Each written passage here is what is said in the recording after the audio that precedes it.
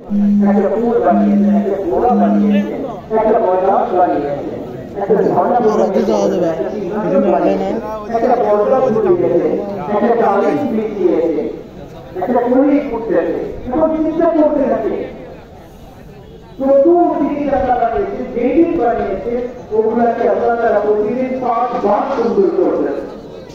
তো কি করতেন? সুন্দর কি মেকআপ না, আল্লাহ তাআলা নিজের চেহারার নূর তাদের চেহারার মধ্যে রেখেছে।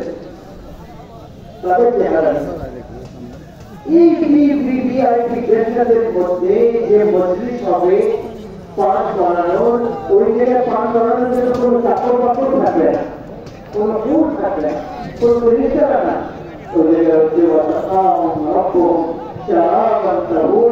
ওই জায়গায় আল্লাহ তাআলা নিজের বান্দাকে পান করাবে।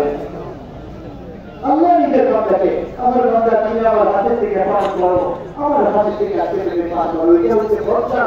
তুমি দুনিয়ায় আরাম কাজ করো নাই, নেশা করো নাই, আরাম কামাই করো নাই, মিথ্যা করো নাই, ধোঁকা দাও নাই, সুদ ঘুষের ব্যবসা করো নাই।